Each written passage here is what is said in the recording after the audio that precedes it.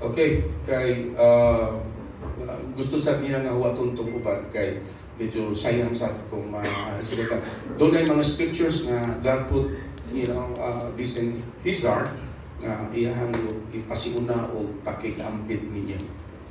What we want to do today is first let's open in a word of prayer. We're going to get right to it. We're obviously excited to be here with you. Many of you already know us, and so we love to see you again. We're here to learn with you. We're not here to preach just at you. Okay, manindog tang tanan ato din aplihon sa mga pag-ampo. Nalipay din sila na nakikubang diha kaninyo. Kabalon sila na daghan na mo kabawan pero wala na sila mo ani aron walihan mo. Pero maniani sila kadto na sila mga butang ipaampit diha sila. I want you to take the hand or touch the shoulder of the person next to you. Ikapan na Join mga kabaga sa imong katapat. Nya that we would learn together as brothers and sisters in the Lord, and that we will ask God to bless us and to speak to us through this next 3 days. Atong hangyuon ang Dios na igsulti ka nato ining maabot nga tulo ka adlaw nya kanang imong giawiran sa baga yampo nato nga siyasat mapadalaginan ug magkakatwa. Father, in the name of Jesus, we thank you today, Father God.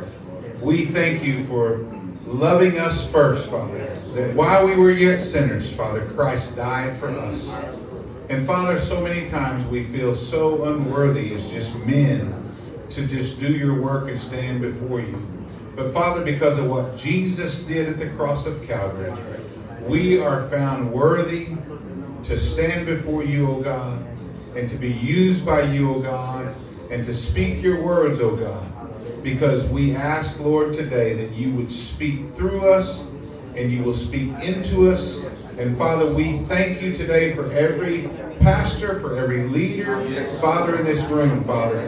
From the youngest to the oldest, even the children that are around, that are working, Father, that they, Father, would have the Holy Spirit begin to grow them just like King David as a child, that they are already ordained to be pastors or ministers or leaders in this world. And so, Father, we thank you today. We invite your Holy Spirit here into this place, Father God.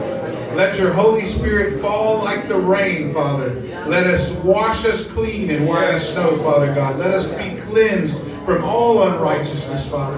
Let us open our hearts, Father, and let us contain the water that is falling. And Father, that it might transform our lives. And as we are filled up, Father, that water will overflow out of our hearts to this world with your love. And we thank you, we praise you for your word. In Jesus' name, and everyone said, Amen. Today, we're going to actually, have we handed out the books yet?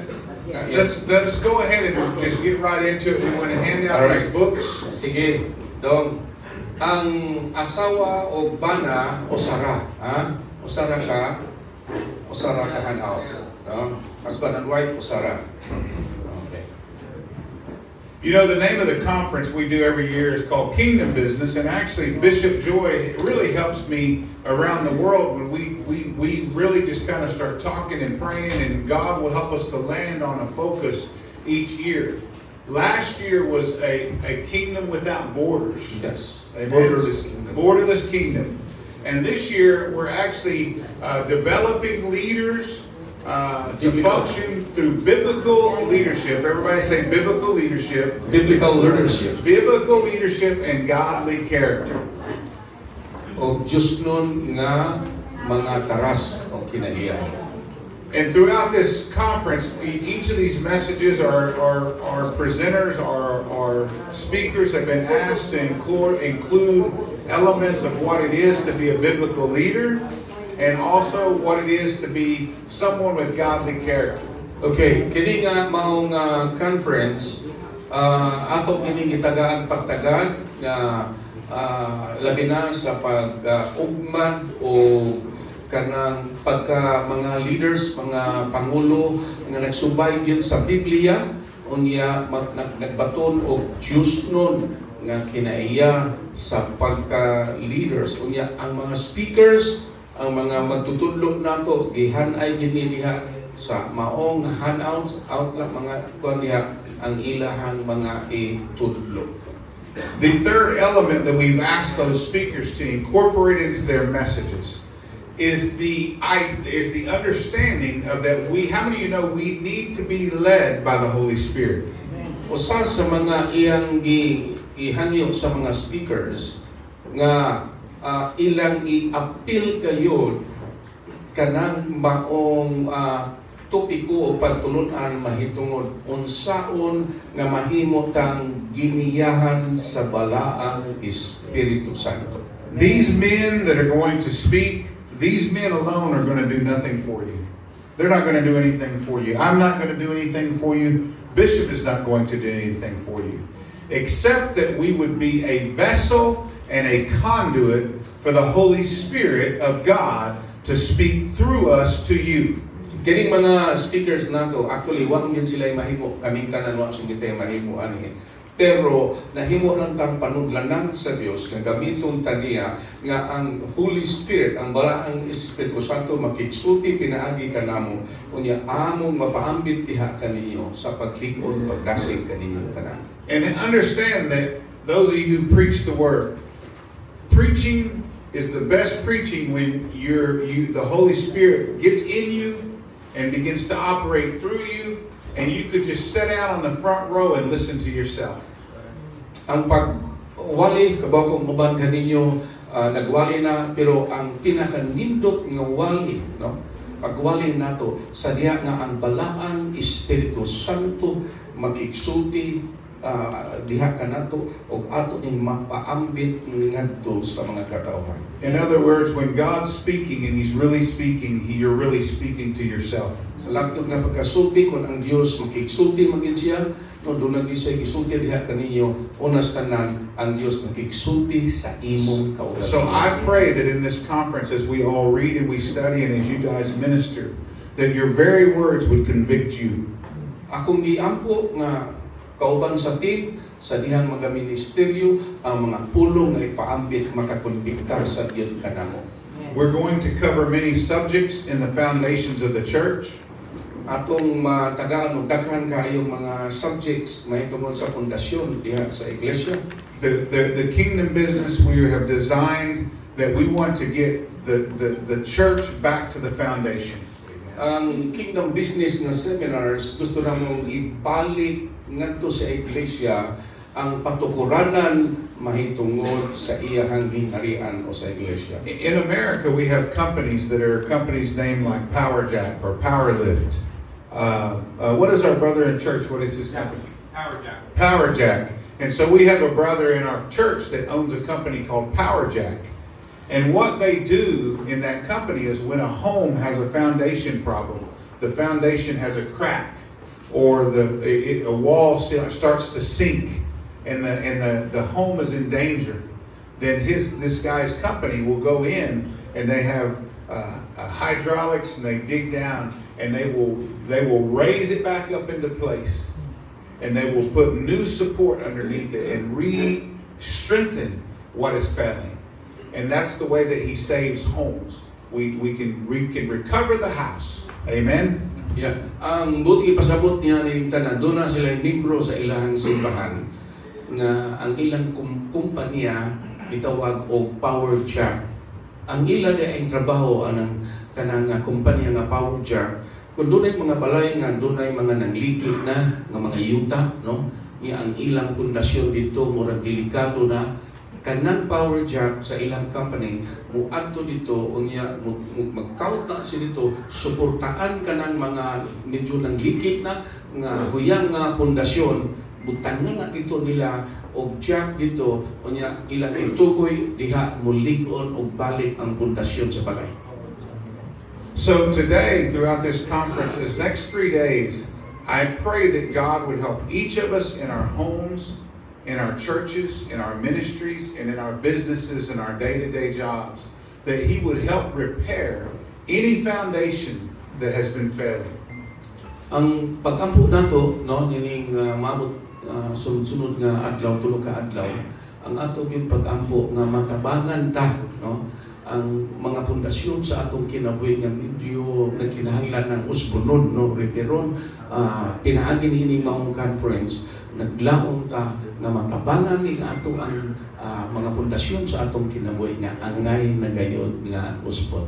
That we will not be a house built on sand, but rather we will be a house built on the rock and on the truth of the Word of God. Kita nga gusto nato nga ang ato ang panimalay matukod yung balik diha sa lig-on nga pundasyon nga mao ang bato dili sa bas kay kanang sa bas inigabot sa mga problema dali ra kayo matungtag. Amen. Amen. As we prepare to go into the Word, we're actually going to do a preface to the conference while we wait on our brothers and sisters to arrive. It's very important that that we are all on one accord as we move forward. But I'm going to give you an assignment tonight when those brothers and sisters arrive. How many is ready for your assignment? You ready for it? Tagaan mo assignment kasi andam mo Yes. tagaan mo assignment. Look at your neighbor and say, "Are you ready for an assignment?" Tarawan na imong katapat dingan siya andam na ba ka sa assignment? We are going to share some scriptures here this morning that I want you, when they come tonight, for you to visit with them and make sure that they receive these very scriptures, because they're not in your written word here. Okay, ingani din siya. Kanang assignment nga iyang ihatag, kini mga bersikulo nga iyang ihatag, inig-abot antong naulahin nato nga mga kaigsunan, karong gabi adtuon ninyo sila. Ayun yung trabaho kay mga lagad mo sa Ginoo. Adtuon ninyo sila nga ipaambit ninyo kini mga bersikulo. Okay, mas nakatambong karon, kamura man. So inigabot nila unyang gabi maunay inyong trabaho. Assignment. Okay ra? Ha? At least pasangyan mo ninyo mga pastor kasi kabornan yun sila po. How many of you know today that the church of Jesus Christ, that our church is in a battle? It's in a war. Pila nyo ni kabalo nga ang ato ang simbahan ato iglesia karon naas gubat, no? We are in a war against Satan, who is wanting to kill, steal, and destroy every family, every man, woman, and child, every church on this planet. Kita niya sa gubat nga ang kaaway ni ani gyud sa pagpangawag patay o paglaglag na ay mga gubat sulod sa atong pamilya, sa mga panginabuhi, sa atong mga kanakan upon sa pa maunay gusto sa yawa nga iyahang laglagon. The church needs to get away from a feel-good ministry in this world and get down to dealing in the Word and in truth. Ingani ni siya, ang iglesia kinahanglan na moabot na sa kahimtang nga kung mokwali ta dili bitaw ta muwali nga atong gitik-gitikon lang mga igulungog mga dalungan kana yung ihatag nato ang tinuod nga pulong bahala na mga pandol na sila manghawak sa atong simbahan. It is great that we feel good when we come to church. That's great. Nindot magkayo na nga moadto tag simbahan, mubati sa tag kaayo no, nindot pa. But let me tell you something. Feeling good don't set you free. Listen, panimati mo ani, ang pagbati og maayo di na ko'y maghatag nato kagawasan. The truth sets you free. Ang kamatuoran mao'y maghatag og kagawasan. And the truth is the whole uncompromised Word of God. Ang kamatuoran mao ni ang tibuok nga dili makompromiso nga pulong sa Dios. I'm going to tell you what I've told you every year. My daddy used to say, when you preach the Word of God, two things happen, and they both should happen. People will either praise God, and it's scriptural, or they will get angry. Alright. Ang iyang amahan, nisulti kaniya, nga kung muwali gani ka sa pulong, duha kaputan ang mahitabo. Basta pulong nga walay sambuka, ang mga tao muday nimo or ang mga tao masuko sa imong gisulti. Let me tell you something. This word that we're going to study was not designed to bring your church together. Kini nga pulong nga angay natong tun-an, wala ni idisenyo nga aron ang mga kasimbahanan o inyong simbahan murag magkahiusa nila. It was designed to separate husbands from wives, fathers from children, friends from friends, and to bring truth to the world.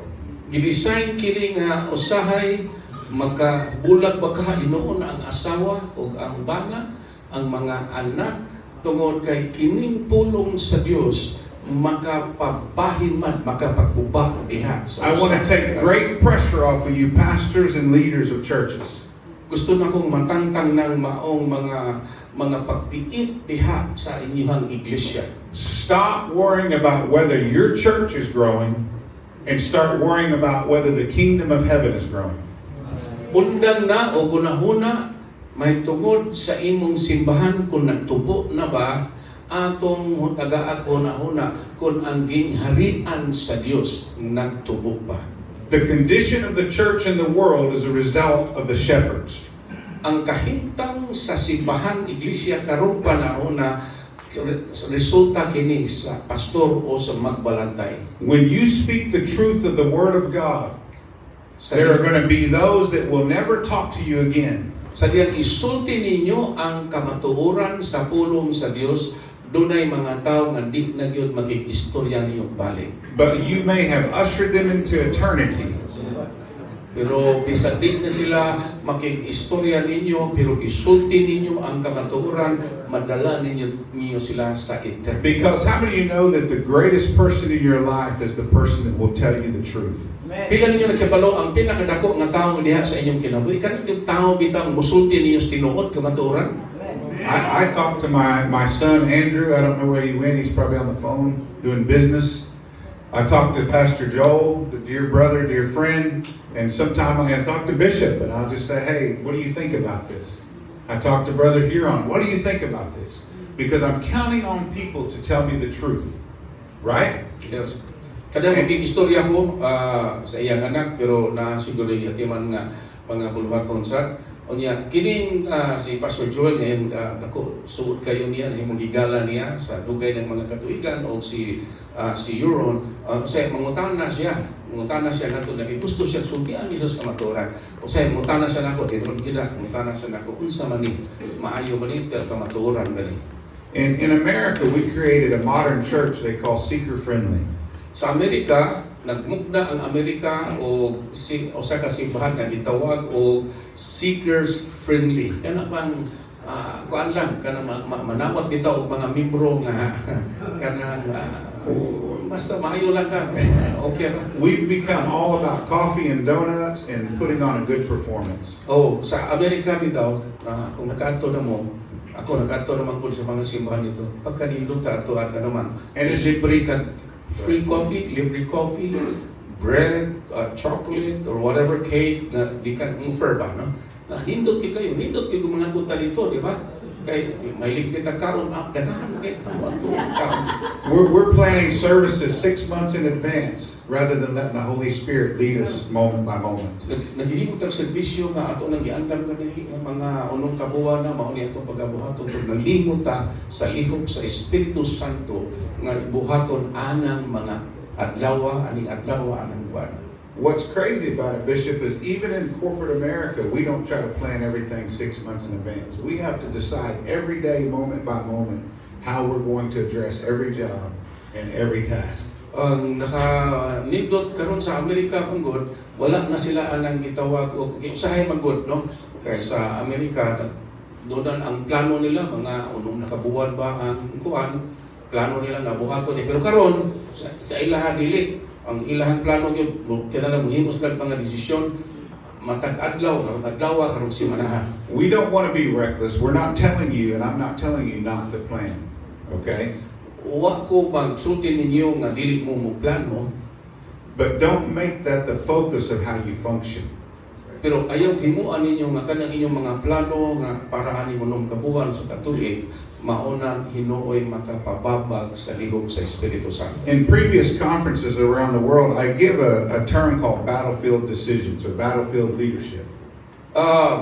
Kining mga konferensya nga gihimo sa nagkalain-laing bahin sa kalibutan, nagtawag siya kanang gitawag og battlefield decisions. Kanang bang mga paghukom na muhimo gyud ka nga kining adlaw kumo ni atong buhaton karon iyan di na magkuwat pagdugay.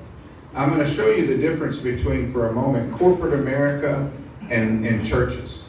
O sultihan mo na kung kadyot, may ito mo na nangitawag o corporate America o kining mga iglesia. In corporate America, when something happens, whether we're saved or unsaved, we can react to a situation and we get right at it, we solve it. It's like battlefield decision. The bullets are flying, Yeah. right?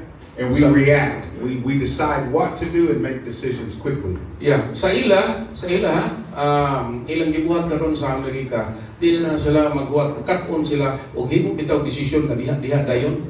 Kamo na gitawag nga battlefield ba kay kinahanglan man desisyon nga karon gyud ba na di na ka maghuwat-huwat kay importante man ang mga hitabo niya. In our churches, what we do is we have bullets flying, and there's tragedy and there's things happening. You know what we do? We put a committee together. Let's get together. We're going to get 10 people, and they're going to do a committee, and we're going to pray, and we'll plan. Sa Amerika man gud, di ba, naamang gibuhat sa kaway, no? Na magpalupad-lupad og daghan kaayo mga bala din na pag-distract nato. So ibuhaton nila siya sa ilaha magpatawag siya committee, siguro mga napuka tao, kanya patawag niya mag-ampo dito kaya himo yung plano. This is not how you operate in spiritual warfare. Sa espirituhan ng pagigupag, dili ing ani ang imuhang pagpamuhat. How many of you know we are in a spiritual war? Pila ka ninyo hibalo nga naa ang aning espirituhan ng pagigupag. And this battle is not against flesh and blood, Kini nga gubat dili ni may tungod sa unod ug sa dugo. but against principalities and power of darkness in high places. Mga prinsidad, mga kahom diha sa kingit-ngit ug diha sa kahitasan. When our children are sick, we will react. Sa diha ang atong mga anak magsakit sila mo himo na kag mga buhaton. And I'm calling on you as leaders and pastors to learn to allow the Holy Spirit to help you react quickly. Akong tawag ninyo ingon ng mga pastors o mga leaders nga makapon mo niini nga mohimo gidayod mo og action, pinaagi sa balaang Espiritu Santo. Those that are led by the Spirit of God are the sons and daughters of God. Katong gigiyahan sa Espiritu Santo sa Dios, mao ni ang mga anak na babae, anak na lalaki sa Dios. And so as we go into this conference, we want to give you not only tools from some of the business aspect of things that help in the kingdom, because how many of y'all have a job? Anybody have a job? Pila na have a rin legitimate nga job. mga pastor na ako'y laing trabaho. Journey and some of you guys. May mga trabaho ba? May mga negosyo. And so I want you to know that your jobs that you guys have, that is part of the kingdom of God. It is not separate from this sanctuary.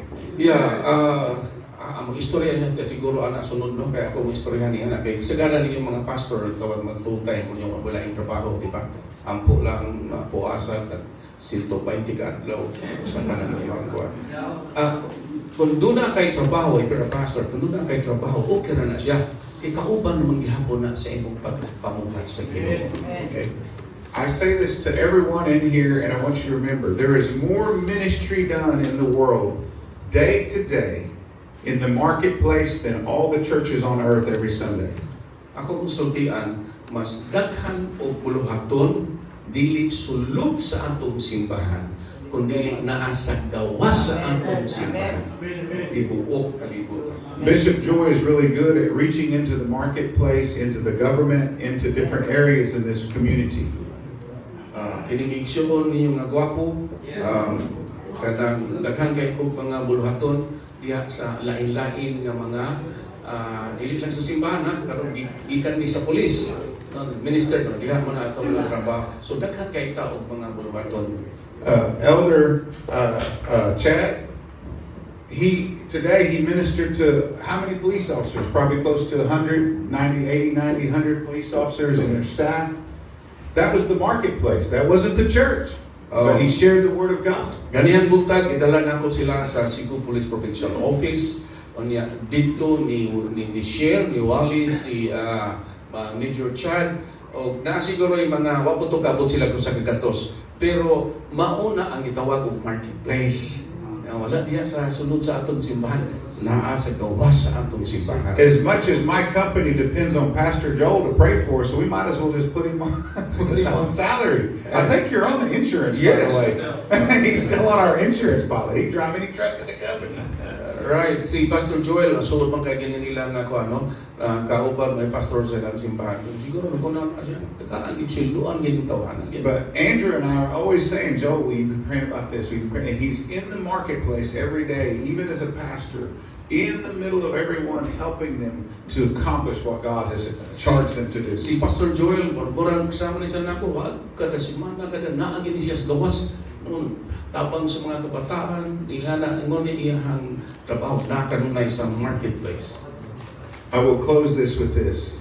Go, everybody say go. Sa siradan niya ni, ang tanang ninyo, go. Go. And make disciples. Unya, maghimo tinunan. Let me tell you something that has nothing to do with any church building in the world. Kabuti ko na musulti kanyo, kay labot ng mga church buildings, di ko kalimutan. It has to do with your steps being ordered by God, and go is a verb, it's an action, and we are to go, and that means every day when you get up, go to the hospital, go down and visit your neighbor, go to the gas station and minister to someone. Yeah, kanang go man good, action verb na siya. So, kada adlaw, inigmata ninyo, go. Not go to sleep again. No? Go. Lakaw yun. Lakaw. Muna akong gibuhat sa daw kada adlaw. Lakaw yun. Lakaw yun. What I'm going to share with you now is probably some of the most important scriptures that are not even in this book. Usa sa akong ipag-ingibig karon, usa siguro ni sa mga mahinungdanong kaayo nga mga scripture nga wa dinhi sa inyong libro. These are the scriptures that I was just telling you to share with those that are coming here today a little later, that they need to have these scriptures. Okay. Now, Brother Sir Euron, gitagaan mo mo ballpen, no? Okay. Please, take note, no? Write this scripture down. Isuwat ninyo ni, naman mo yung mga ballpen, isuwat ninyo sa inyong mga handouts, aron dili ninyo malimtan.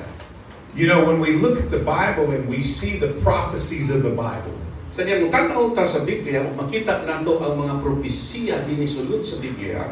It's interesting to me how the world today and the church today doesn't think it's talking about them. Medyo nakapaaghat na sa ako ang panumduman nga ang mga kasimbahan karon daw medyo wa magunahuna nga kini naging-istorya din nila. We have seen prophecy after prophecy come to pass in our time. Nakita nato nga mga propesiya nga nahimo gyud tinuod. Even as we look at the nation of Israel today, we are seeing prophecies unfold. Bisan magtan-aw nato ang Israel karon, makita nato ang mga panagda nagakatuman gayon. Di ba tinuod, no? Right before our very eyes, the kingdom of God is at hand. O dihagod sa tubangan sa atong mata, magkaplagan nato nga ang gingharian sa Dios naa na gyud sa mga The first book that we are going to preface is from 2 Timothy chapter 3. Okay, so wag din ha, ang unang bersikulo, libro nga ato ang mukbon, unang Timoteo, ikadong Timoteo, right? Yes, 2 Timothy chapter 3, beginning in verse 1, we're going to read it in sections for a moment. All right. Ikaduhang Timoteo, Kapitulo 3, sugod yun sa versikulo 1. This is the conditions of our time and of the church today, and it's continuing to unfold in front of us. Mao kay ang kahimtang o panahon sa atong kasimbahanan karon o kini nagakahitabo na gayon. The Bible says this, but know this, that in the last days perilous times will come. For men will be lovers of themselves, lovers of money, boasters, proud, blasphemers, disobedient to parents, unthankful, unholy, unloving, unforgiving, slanderers without self-control, brutal, despisers of good, traitors, headstrong, haughty, lovers of pleasure rather than lovers of God, having having a form of godliness but denying its power. I'm going to stop right there, Bishop. Yes. I'm going to read this in Read our, that and then we'll... in our dialect. Okay? So, kung versikulo 1, no? Kini, mo nag-ingon ba na, kini mga ni akaron diri sa Langson, nangitabo namang gini siya. Dili man ni matako sa atong mga mata.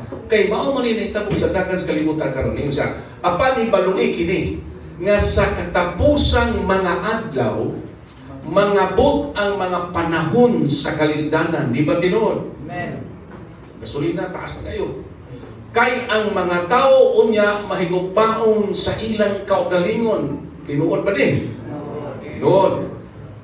Mahigugmaon sa salapi, mapahitason o di malita pa ang mga salapi, hambugiro, bugal-bugalon, masinupakon sa mga ginikanan mo. Nakita na kung takan ka mga kaalaga, no? Walay igabalos, tabangan ni mo, sus, dauton pa ka. Dili Diyos nun. Sunod, walay pagbati, walay kaluoy, tigbutang-butang, mapatuyangon, bangis, madinungtanon sa maayo. Until I think verse 7. Okay, sige. Asa naman na doon? Verse 5 doon. Verse 5. Okay? Nagbaton og dagway sa pagka-Diyos nun. Tanawan itong dapat og dagway pag-Diyos nun. Apan naglimod sa gahom ni ini. Ang niya sa gingon, likayi kini sila. I want to pause on verse 5. Having a form of godliness, but denying the power thereof. Muhunong ko nining versikulo 5 na gingon, nagbaton og dagway sa pagka-Diyos nun, apan naglimod sa gahom ni ini. Brothers and sisters, that's talking about the church. Mga igsuon kong lalaki at babae, ang iglesia maoy Having a form of godliness, but denying the power thereof. Di ba sa atong simbahan, ay murag Diyos nun kayo mga tao niya? Pero nagdumilit sa gahom. How many of you know we need an uncompromised gospel? Pila ka ba sa iyo, bilin nyo na ibalo nga kinahanglan kita og ibanghilyo nga wala gilipot-lipot. Amen. Amen. And it says, from such people turn away. Og nag-ingon din ha, likayi kini sila. Now understand what I'm saying. Everybody in this room should be checking yourself, should be checking your church, should be checking how things are going for. Do we have a form of godliness but denying the power of? Tinuod bitaw na, no? Kita lang magsige na tayo og susi sa atong mga kasimbahanan, no? Kung kini mga tao nga naa sa atong kasimbahanan, doon na ba, nagbaton pagdagway sa pagka-Diyos nun, apan naglimod sa gahom ni ini. Be very careful in all of our arrogance not to think that it's not us. Magbantay ka sa atong kanang pagka-arrogante nato nga wa pa na sa kuha, wa pa na sa among simbahan. The Bible says Jesus is returning for the perfect church. Ang Biblia nag-ingon nga si Jesus mubalik sa usa ka hingpit nga iglesia. Who in this room has the perfect church? Kaysa man ining atong lugar karon nga ang inyong simbahan perfect na. There are scriptures in this Bible that scare the hell out of me. Doon ay mga bersikulo din sa Biblia nga nakapahatlok din ako yawan ko pag-ayo. It is easier for a camel to enter through the eye of a needle than for a rich man to enter the kingdom of heaven. Kay sayon pa sa usa ka kamilyo nga mosulod sa buho sa dakong kaysa dato nga mosulod sa gingharian. And I wanna say this, as a businessman, there's times when I go, God, I don't want to be, wealthy at all, because that scares me so much. Na ang kapatlog niya kay Husyan di man siya mingon siya, Lord, di na ko ganahan nga madato o kagayon kay so maglisod sige free. But God had to teach me that it was about stewardship. Ya, pero gitudloan ko sa Ginoo nga kini maong pagkadato mahitungod ni sa pagka. You have to do the question is, will you do what God calls you to do? Ang pangutana mao ni buhaton ba nimo og unsay gitawag sa Dios nga imong I'm going to speak to all my American brothers in here. Ako sa istorya ko sa tanang mga Amerikano. The same way the scripture makes me feel when I read it from the time I started business or we were growing is the same way you should feel as an American. The reason being is you are in the top 3% wealthiest people on this planet. And yet we are the most sinful nation on this planet. Ingani siya. Pero iyan ang istorya sa kauban yung mga Amerikano ba. Kaya dito sa Amerika, mas kadaghanan dito, mga dato ang mga tao dito. Our country, okay. Pero sila usa sa mga pinamakasasala na nasod. Guys, our country perverts male-female.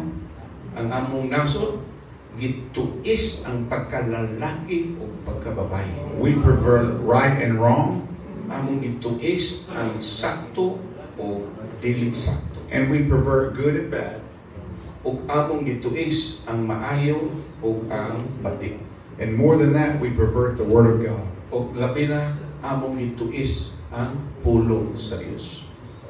2 Timothy chapter 3 verse 6 says, "For of this sort are those who creep into households and make captives of gullible women loaded down with sins, led away by various lusts, always learning and never being able to come to the knowledge of the truth."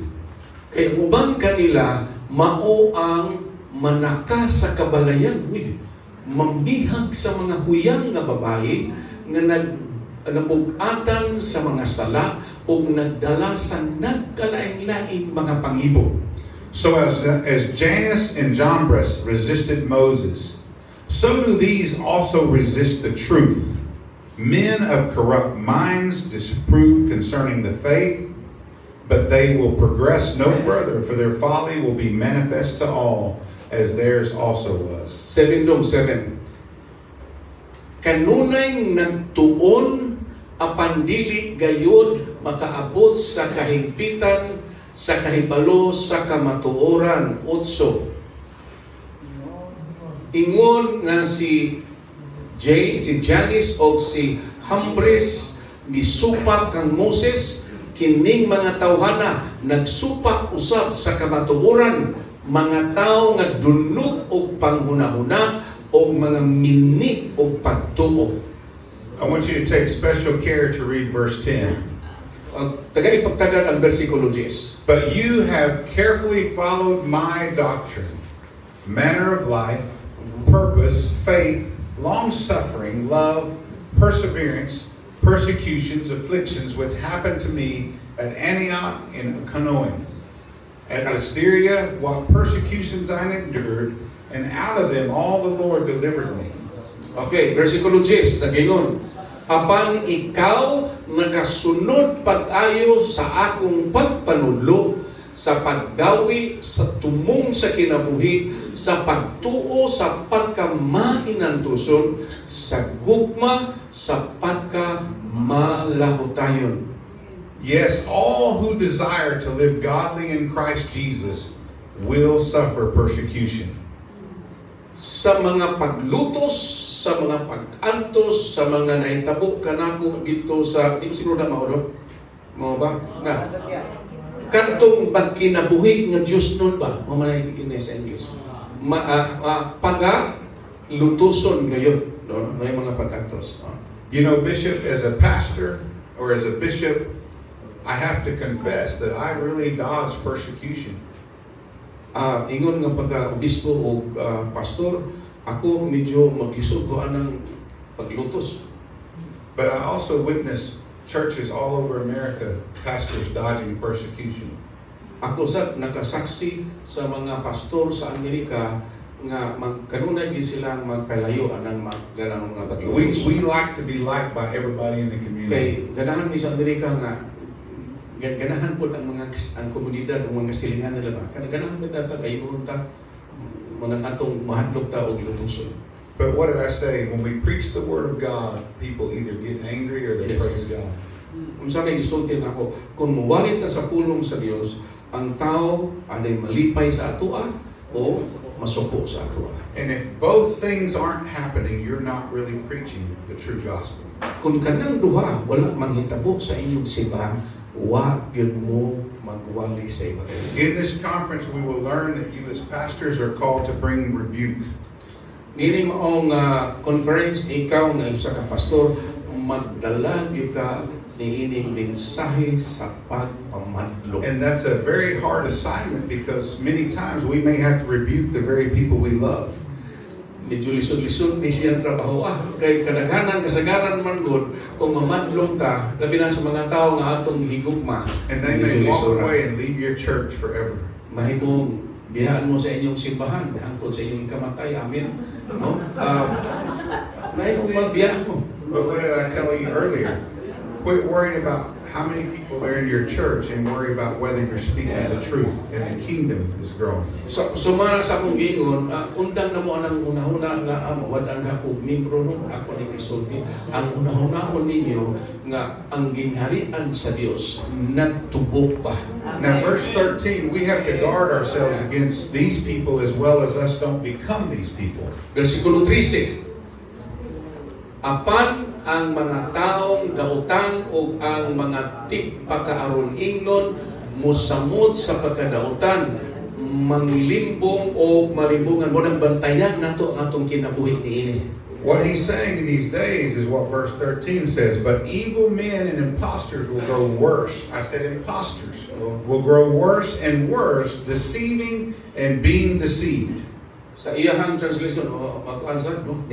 Pero din nag-ingon, apan ang mga taong dautan o mga tigpakaron ingnon, musamot, okay, sa ato pa mo, grabe, musamot, sa pagkadautan, manglimbong o malimbungan. Folks, this is talking about people posing as pastors. Mauning mga klase sa mga tao nga nagpatutuo sa pastor ba?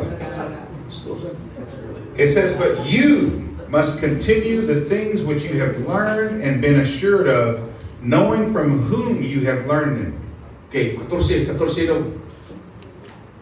Okay, apan ikaw, Timoteo, apan ikaw, padayon diha sa imong nakatunan o gituohan pag-ayo nga nahibalo kung kinsa ang imong nakatunan niini. And from childhood you've known the Holy Scriptures, which are able to make you wise for salvation through faith in Christ Jesus. O nga sukad sa imong pagkabata, nakahibalo ikaw sa balaan nga kasulatan nga takos sa pagtudlo kanimo ngadto sa kaluwasan pinaagi sa pagtuo kang Kristo Jesus. Verse 16 says, all Scripture is given by inspiration of God. And it is profitable for doctrine. Everybody say doctrine. For reproof, for correction. And for instruction in righteousness, that the man of God may be complete. Okay. In our dialect, ang tibuok nga kasulatan, di ba ninyo ang tibuok nga kasulatan gisulat uban sa lamdag sa Dios o ano yung napuslanan o mapuslanon alang sa pagpanudlo, alang sa pagpamadlong, kung nagpamadlong kita sa atong mga membro. Okay? Alang sa pagpanulid o alang sa pagmatuto diha sa pagkamatarong. That he will be thoroughly equipped for every good work. Amen? Aron masangkap sa tanang pagkamatarong. I want you to turn to 2 Timothy chapter 4, verses 1 through 5. Actually, we're going to go a little further than that. 2 Timothy chapter 4, verse 1. Okay, Ikaduhang Timoteo, Kapitulo 4, versikulo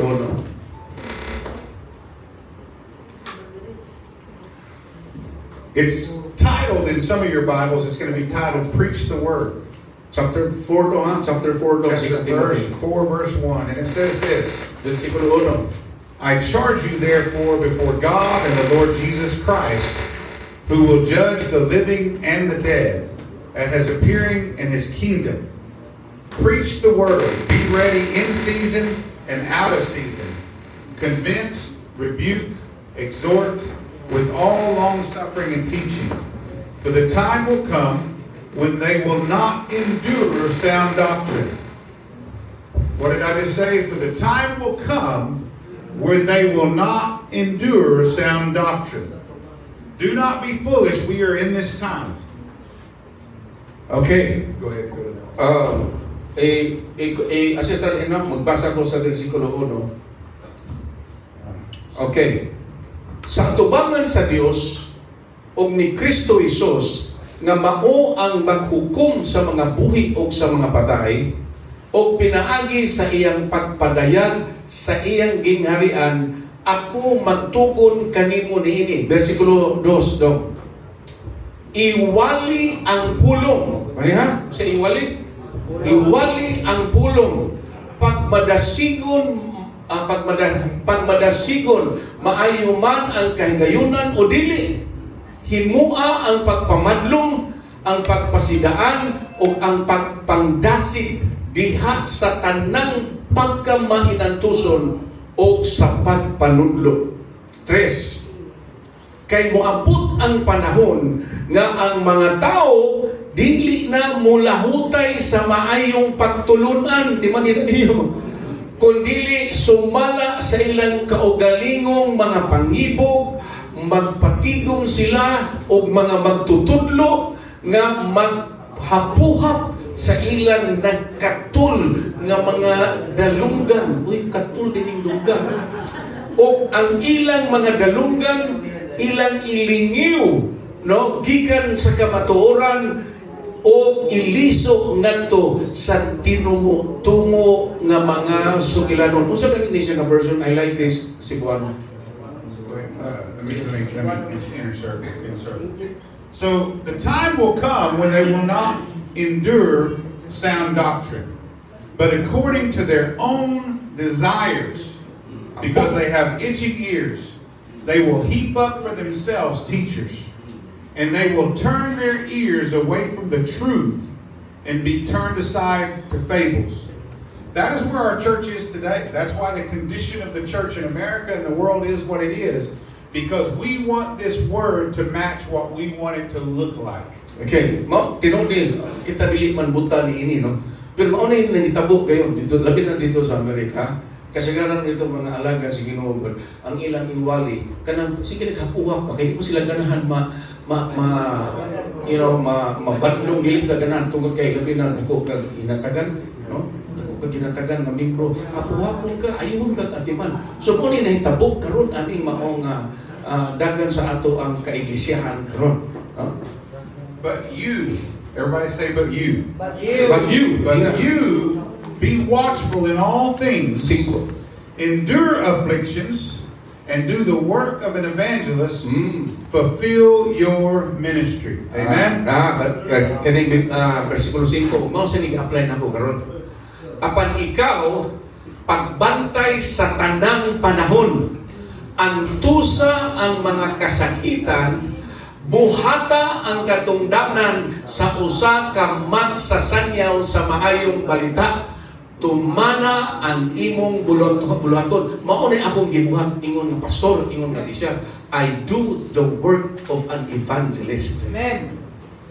I want you to turn quickly, and I'm working toward wrapping this up, but I want to turn quickly to the book of Isaiah, chapter 30, verse 9. Isaías 2, kapitulo 30, versikulo 9. Isaiah chapter 30, verse 9. Remember, these are scriptures I want you tonight to discuss, to talk about with the people that are coming in that aren't here as we start this conference. Now remember, the Bible is full of prophecies. Nung naman nato ang Biblia puno sa mga panagda. And I want you to be in a godly mode and a learning mode, where, including myself and Bishop, Yes, where we are continuing to learn from the Holy Spirit the truth of God's Word and receiving fresh revelation of that truth. Kinangganan, parehas niya o ako, siguro kitang tanan, kinahanglan nga inablihan atong kasing-kasing, andam ta kanunay nga mudawat sa kamatuoran o andam ta kanunay makakaton aron dunay mga labas nga pagpadayag sa Dios atong madawat. Amen.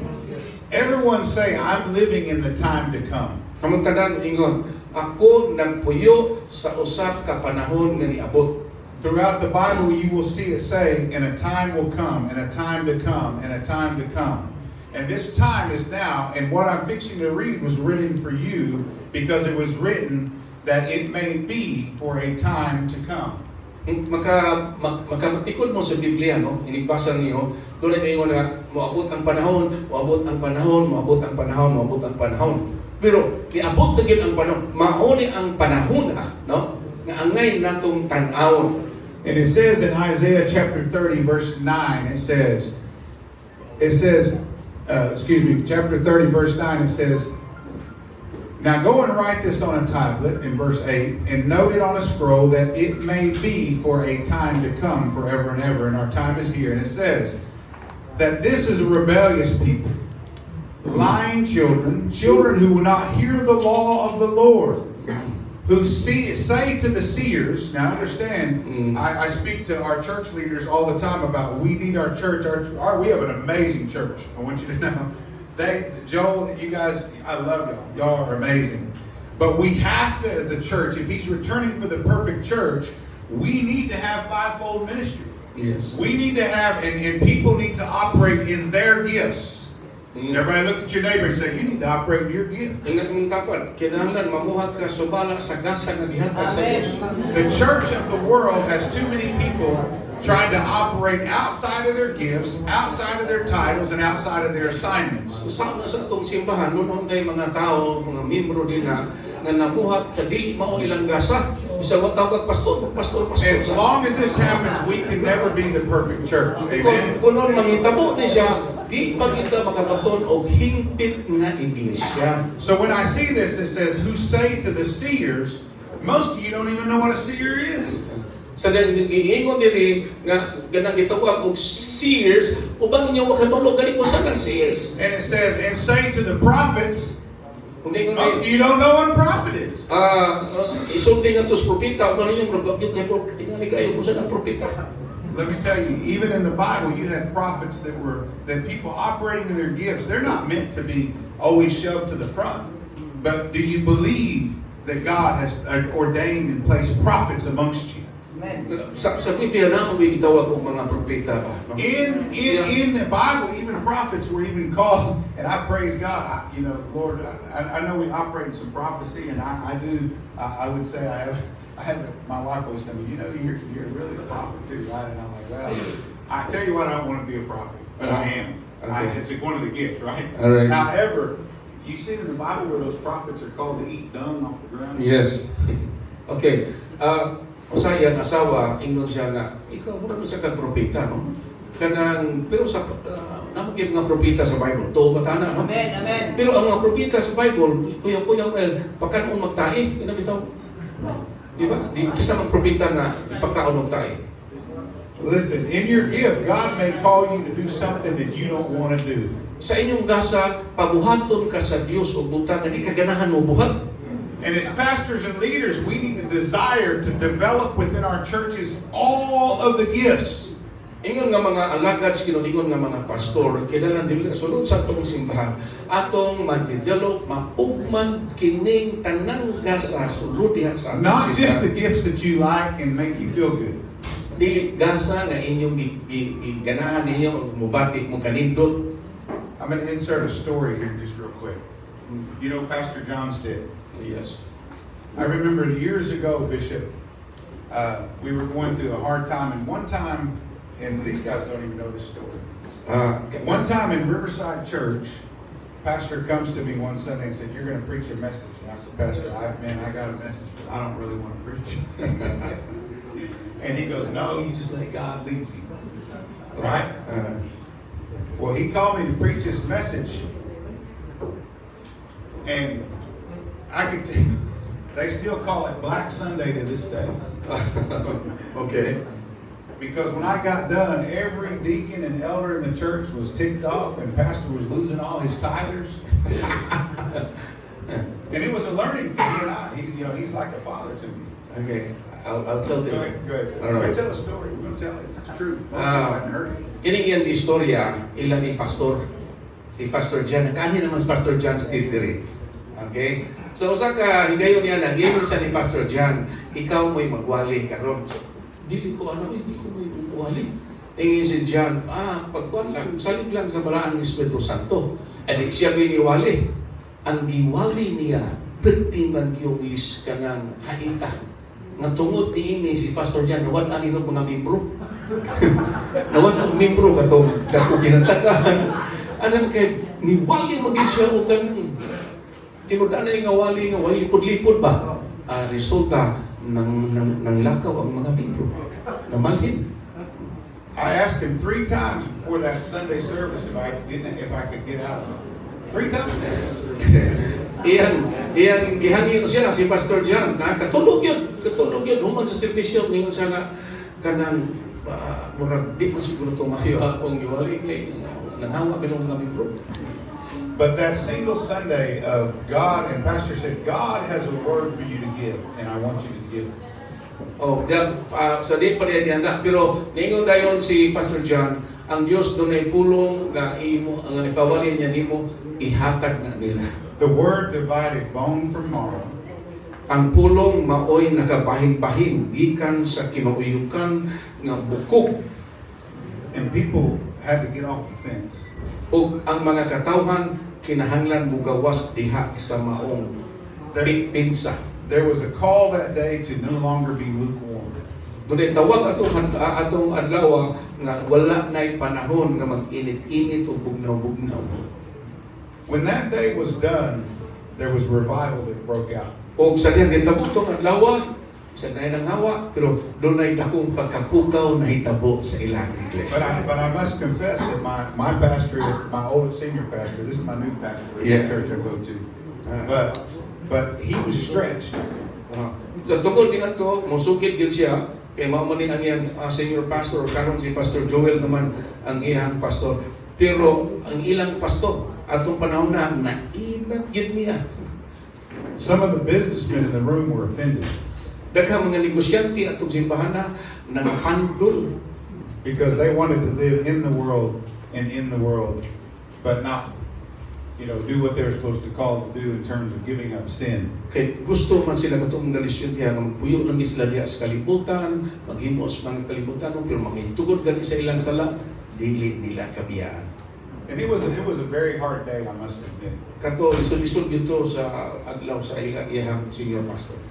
When I was done and I prayed and people were getting set free, sa diyang human ko, nagyampuan itong mga tao nakabaton kagawasan. Pastor John had one of the elders come to me and said, "We need you in the parlor." Si Pastor Jan, usa sa mga elder dito, ningon na to kaniya, mura gikinahanglan ka na mo sa parlor. And I can tell you the main culprit. I won't mention their names. These guys might know who they are.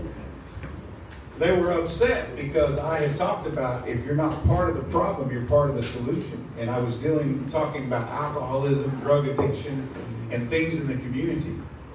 So, nangasukop gid sila. Nangasukop gid sila sa ilang gisulti kay og dili ka kabahin niini, no? Ang resulta gyud diha sa imong komunidad, nahimong dili na ka maisakop niini. And just so happened, and I actually honestly didn't know that these people were in there. I didn't even know they were elders or deacons. Sa tinud na ilang kasi kabaw nga mga elder na ito sila o diakono dito anang simbahan basta kay iya lang yung giwali kung sa gisulti sa Dios. But they were a family that owned a good number of bars in the Norman and Oklahoma City area. Mo dito mga membroha nga doon na ay mga negosyo diha sa mga balay kahilayan, no? Ay mga bars ba? And I happened to tell a story, a real true story, and a testimony about a young Indian boy that worked at one of their bars. I didn't have any idea they owned the bar. Okay. Sa iya, apil sa iyang pagwali, nag-istorya siya na doon na yung Indian dito nga iyang nakaila nga nagtrabaho dahil sa ilahang bar. Wa mas kabaw nga ila ditong And this boy was a dishwasher. ya kini maong taong bataa kanang tawhana na tigugas na yung taong plato. And he was dying of alcoholism. Siya himatyununas pagkapalahubog yun. And this bar / restaurant, rather than paying him his check, would give him a bar tab in Norman. Kini maong bar nga Christian ang tagiya po, si Paskin pagod na tagiya dahil mga bulikatan na lugar. Kunya, inay nga bayaran siya, no? Tagaan minuon nila o dili bayad kan abang mga kalihukan yan po sa bars. So with Pastor Joel's ministry, he'd be proud of me because I was talking about whom choose this day, whom you're going to serve. And I actually showed up in a greasy oil field outfit with a hard hat on to preach. It's like when I dressed up as a That's exactly right, like when you did a homeless person. And I talked about the type of people that they wanted through the doors versus what we need to welcome through the doors. Yeah. So, mao na nahitabo kay sama si Pastor Joel, ilahan pamagi karon sa pagwali siya, magwali siya dito usahay nagsulob lang sa mga trabaho. You know, kanang pagtrabaho bitaw nga sirina ingana. So, ilang gibuhat dito. And so what I shared was all scripture, Unsa and iyang testimony, iyang gipaambit tanan mga bersikulo ra gyud o kanang testimonyo. and it was afterwards when I understand why I was so, when he kept saying, you're going to preach, I was so tore up and nervous. I could feel the Spirit of God preparing me for what was coming. Sa daginan ko sa pastor na kinahanglan mo wali di ka pero sa iya gyud murag grabe ka kuyawan gyud ka siya. Yung nga ang balang sa tunay sangkap at andam giniya. Now keep in mind, when I walked in that parlor, I walked through 5 different families and they were all businessmen. Sa diyang niadto siya, niadto maong parlor, 5 ka pamilya nga iyang nasugatan dito, puros mga negosyante. And they weren't very happy with me. Wa is na malipay ang tawanan. So I go in the parlor and Pastor John and some of the elders are in there, including the elder that owned the bar. Niadto siya sa parlor dito, ban iyang pastor, si Pastor John, niadto itong mga pastor. Apil po itong ilang elder, ilang membro nga tag-iyas bar. So it got very awkward. Pastor John asked him to step out.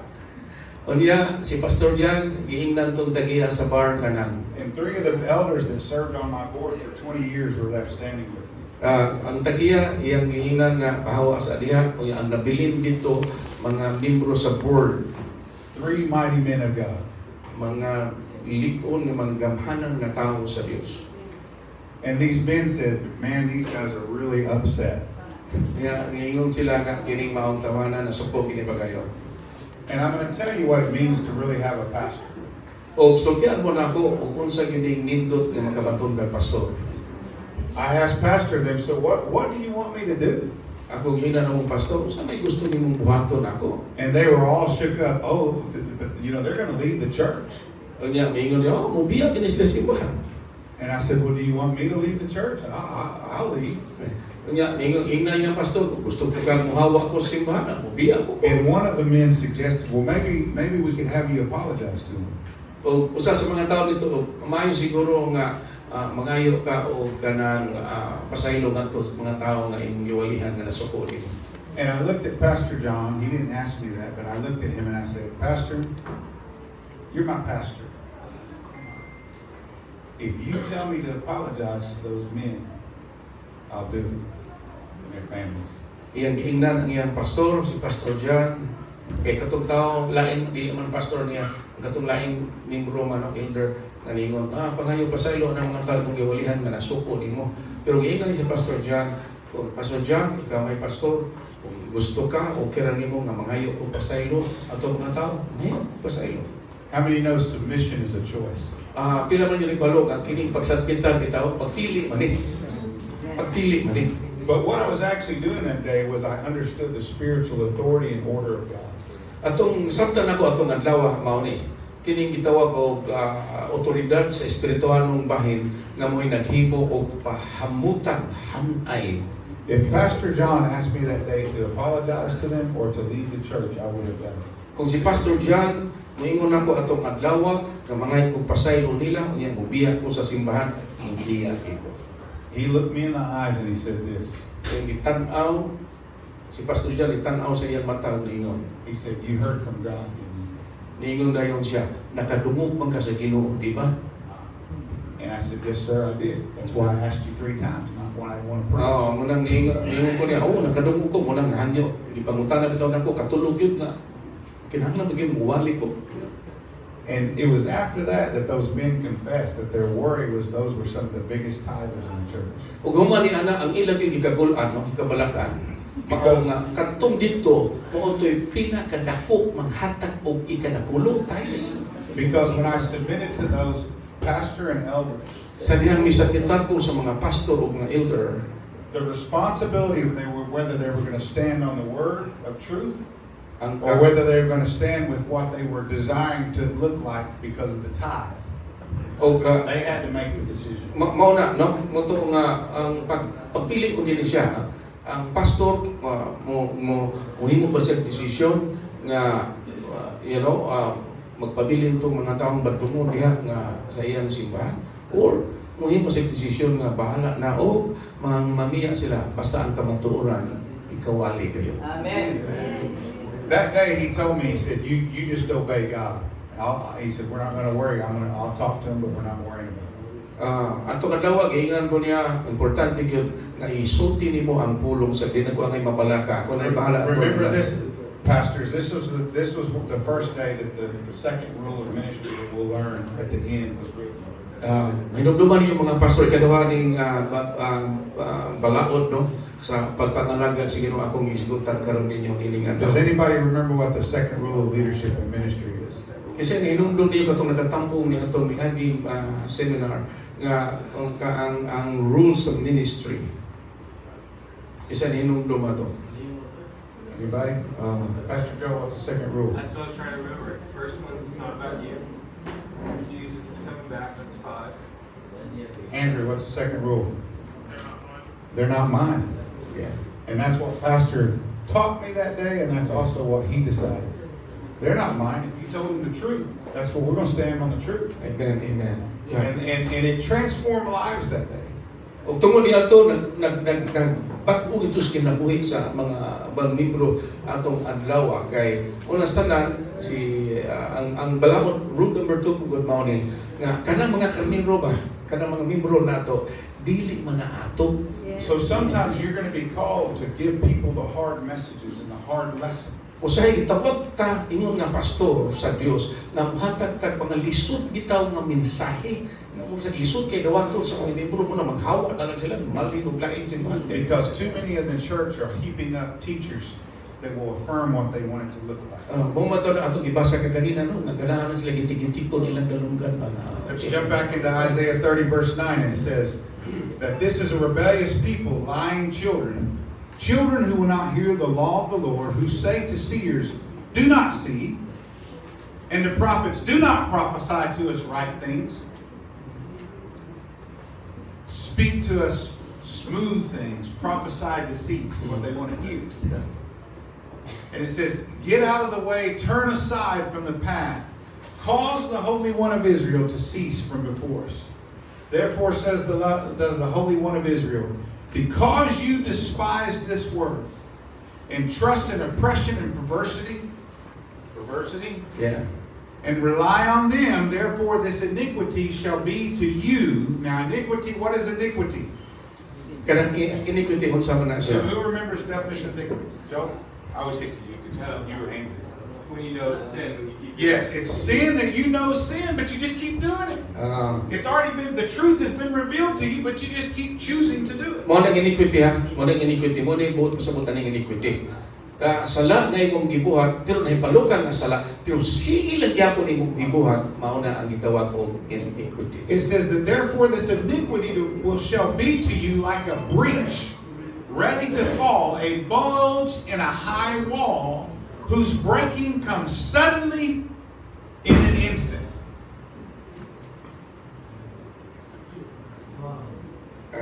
I'll just read the whole thing and then I'll start from I'm verse going 8. to finish. Yeah, just finish the whole thing and then I'm gonna read it. I stopped on purpose. Okay. In an instant. How many of you know where we as Protestants came from? Pila nyo ibalo nga gitawag man tag mga protestante no? Protestante nga asa man ta nagsugod is ato kay atong gigikanan. Hear what I'm saying when I teach you this biblical history.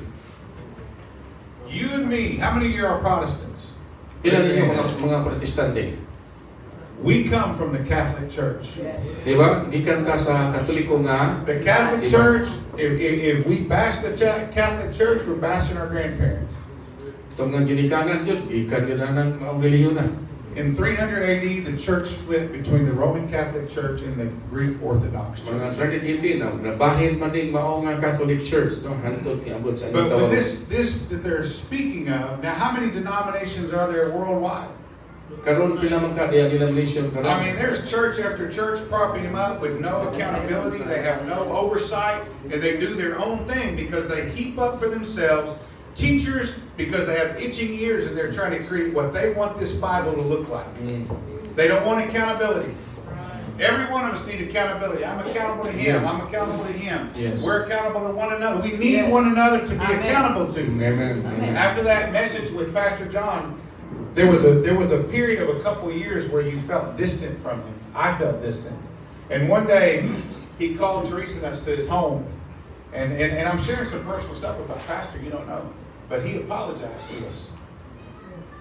And Teresa sat on his living room couch and she said, Pastor, we needed you after that. Because I needed somebody who could tell me when I'm wrong. I needed somebody that I could look to and I could trust what they're telling me. And him and Miss Joyce prayed with us and he apologized. He said, you know, it was really hard after that. He lost all his tithers. So, Go ahead. so maulitin ako. Kamera mong doon ng istorya.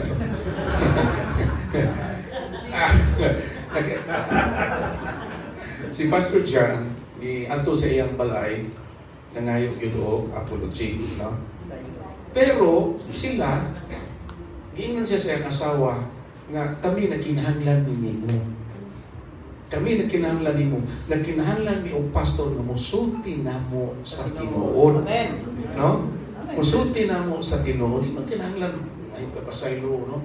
Magpakakuan ka, nakinahanglan ni pastor sama nimo nga musulti namo sa tinuod.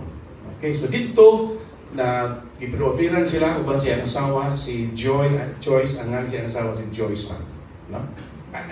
She was here. Nakani man si Joyce. Yes. Nakani man sila din Pastor John og yung mo the Pastor John took the pastors to East End. Katong nag-attend sa seminar gidala nga to sa East End konsolasyon. Unya dito kay kung tagaan mo kwarta para i-shopping. May tag mautro no. So this breach in the wall, a bulge in a high wall, verse 13, whose breaking comes suddenly and in an instant, and he shall break it like the breaking of a potter's vessel, which is broken into pieces, he shall not spare. So there shall not be found among its fragments a shard to take fire from the hearth, or to take water from the cistern. This breaking that the Bible's speaking of is the reason why we have so many denominations. Okay. Because we have church split after church split after church. All that history back to the first split is all the enemy's strategy, because a house divided cannot stand. Yes, sir. Nindot na ito ng istoryahan. Diba, mamuni nakasinatit naman ta, no? Sa atong mga kasimbahanan. Doon ay pagka-bahin-bahin. Bahin-bahin mo na magtukod na puglain iyang relihiyon, no? Iyang grupo niya. Kung saan na nangingalan po, no? Sa iyang ibisalitar sa iglesia ni Lord. Sa kung saan na lang yun, no? Tungod niya na nakabaton o, you know, muna trabaho sa yawa yun. Nga, kupo niya ang balay. Kaya ang buak, gubak na balay, di mo ginambaro. Di man nakabaro. How many of you in here, and I'm gonna close with this, because we cannot compromise the Word of God. Ilan yung dini kami, kita, di man nato pa kompromiso And when we sa Diyos. open the first session after lunch, we're going to be talking about not taking away or adding to this Word. Sa diyang masukdan nato ang unang session, kaya dili pa man ni session karon. Session rin. ang session yun after lunch. Okay, this is just the introduction. Yes, but it's very important, because I want you to have a mindset of understanding that we have the church as a whole, not just your individual church or your ministry, but the church all over this world has fractured foundation. And we are either going to be a part of desiring for that to be the perfect church that He will return for, or we are not going to be part of that perfect church, and your option is to go to hell. Yeah. See, we like to go, okay, why is Jesus? Yeah, Jesus did that. But the Bible says, and I'll look that up and give it to you here in a little bit. But because of your iniquity, or iniquities, plural, it's plural, means a bunch of them, Yeah. there remains no sacrifice for your sin. It means that you stopped on the grace of God through Jesus Christ on that cross. In other words, you're saying you got saved, but you begin to create a gospel and a religion that has a form of godliness but denies the power of. That's why it's so scary to think that many are not going to make it to heaven. They're going to be crying, Lord, Lord, but I cast out demons in your name. I fed the poor. I clothed the hungry. Yes. I did all these things. And he's going to say, turn from me. You never knew me. That's scary. And I'm really wanting you to tell me the truth. And I'm going to start with me. The church that I've pastored for over 20 years, Pastor Joe knows the little church down in Cash. Yeah. That church was under a curse, is still fighting a curse, because I was born into a church that came from a church split. Oh. Siya, nagpastor na ning simbahan na for 20 years, and I preached the church. Unya, katumag kong simbahan na nagagikan sa usa ka simbahan sad nga na bahin na split. And I would be foolish to think that I haven't had as a child and growing up, even with the church, that we were not fighting against a curse. We are all fighting against the curse. From the beginning of the split between Roman Catholic and Orthodox, we are fighting against a curse of the split of the church. And it is fractured more and more and more and more throughout generations. Yes, sir. Yes, sir. And I praise God, the healing that took place, but it took almost 20 years. I want you to know that the church they split from, it was actually Post Oak Mennonite Brethren. Huron knows about it. You were around, your dad was giving advice when that stuff was happening. I was just a little boy. All I knew is we quit going to church one Sunday. And for a year or so, we met at home. Yeah. But that church, I remember today, I do more funerals, and I almost speak in that church we split from more than I speak in Pea Coffee anymore. Because we have now been healed and bonded together. The function that we do in the Wichita Mountains for Quanah Parker and Post Oak Day, all those churches that split, now come together to celebrate our founding under Post Oak Mission. In the Wichita Mountains, we actually go into what's called Falcon Bombing Range on the Fort Sill on the gunnery range. We're the only people allowed into the base for that. But the churches meet together, they work together.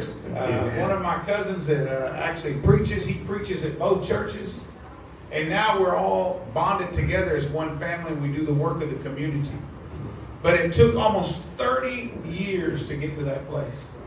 And until you get to that place, you're never out from under that curse. How many of you are born, your churches, at some point you've been involved in a church split? Pila niyo dinhi nga nalambigit mo og usa ka simbahan nga namibro bitaw mo nga gikan split, gikan pod na bahin. Kono People uban na didn't niyo get dinhi. along, yeah. And so I'm going my way, I'll do my ministry, you do yours. I want you to know that that is not of God. Dili na iya sa Dios. That was never of God. Dili And na sa if Dios. we do not follow the voice of the Lord and hearken unto His word, we can feed all the hungry we want, we can clothe all the poor we want, we can do all the good works, and we will not enter the kingdom of heaven. Yes, sir. We're foolishness to think that we are going to stomp on the grace of God, and that iniquity will continue with us, and it will be okay. There are going to be consequences for every sin in our life. Are you hearing what I'm saying? Yes. And and I've never thought about that. I didn't even come to actually, to be honest with you, and I say this also to my pastor, Joel. Joel, I didn't even sit up here that just had to be God, because that was not part of what I was sharing. I just felt like I needed to tell about Pea Coffee and what we went through, but how grateful I am. Even when I go down there now, I've asked Joe, pray for me. I'm going down with the Indians. Because it's brutal. Can be. Yeah. But we go and we give the word and we give the truth, and people are set free. Yes. over and over and over, people are set free. And I don't worry about whether they're members of the church. All I worry about whether they ask Jesus in their heart and they're walking out that door. And I praise God that they're saved walking into their house. That's what I worry about. Amen. Pastor John told me before I came, and I'll close with this. Mm. He said, Riverside's no longer around. And he said, I don't regret that Riverside's not there any longer. Mm. He said, I never did. He said, because Riverside was not brick and mortar. It wasn't the building that I built. Mm-hmm. 4 different construction phases Yes. over 30 years. He said it was the people that I ministered to and shared the gospel with. Amen. Amen. Amen? Thank you. So we got to get our thinking right. Yes. And as we go into this conference and these men share their wisdom from the Word of God and the Holy Spirit speaks through them, Mm. that you will be set free, that we will be set free. All of us together. None of us are above each other. We're all hired hands. We're all children of God. We are all shepherds. We are all leaders. We're husbands and we're wives. We're mothers and we're fathers. And we all are under the curse of church splits for generations. And God says that we need to end it. And when we begin to bring the kingdom of God together around the world, Jesus is going to return. Amen. Amen. Thank you. Thank you, Bishop. Napakan ako, no? Okay.